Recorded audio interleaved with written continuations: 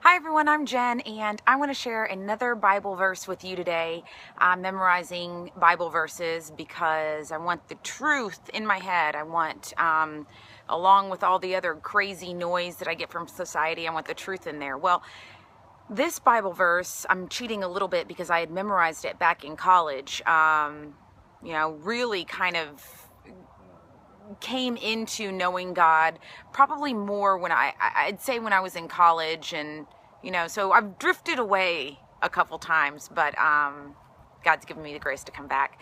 Anyway, the reason that I initially memorized this is because, well, you can see when you hear it, it's one of the most popular verses that Christians like to say. We like to write it, we like to tell it to each other, and it's easy to see why. Jeremiah 29:11, "For I know the plans I have for you, declares the Lord, plans to help you and not to harm you, plans to give you hope and a future." I loved that. I mean, when I first heard that, and if you're at a place that you're feeling broken at all and you're coming to God and, you hear that God wants to help me and he wants to help my plans and he wants to give me hope and everything's going to work out and I'm going to prosper and all this jazz. I mean, it's just exactly what you want to hear.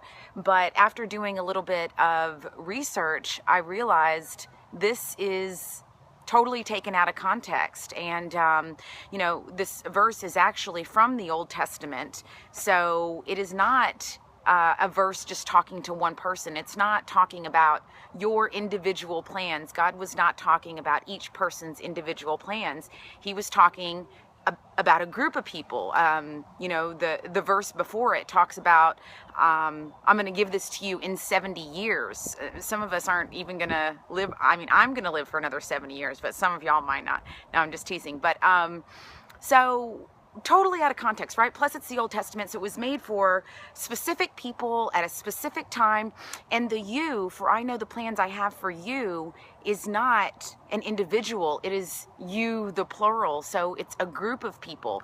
So there is some truth to it because God is a redeemer. I mean, the Lord is a redeemer. That's what Christ came to redeem us. So there is truth that He has a hope and a future for us, but it's not necessarily on this earth. So for people like me that are like, oh, well, I would like this job, or I'd like to marry this person, or I'd like to look this way. That's not what this verse is about. It's not about you use God as a genie and, tell him what you want and then everything just works out. It was a promise to a specific people, and it was a promise to be redeemed in 70 years. So it's still a great verse, and I really think that doing the research on it has opened my eyes. I know I'm going to hear that verse a ton more because it is such a popular verse, and it's good, because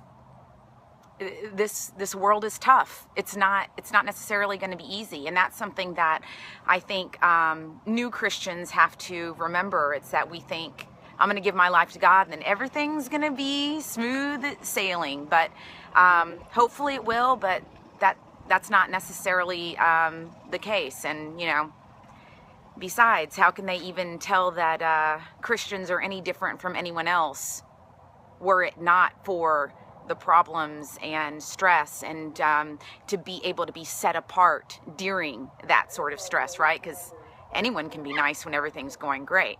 So I'd love to hear your favorite Bible verse, what you think of this one in the comments below, and I will see you guys next time.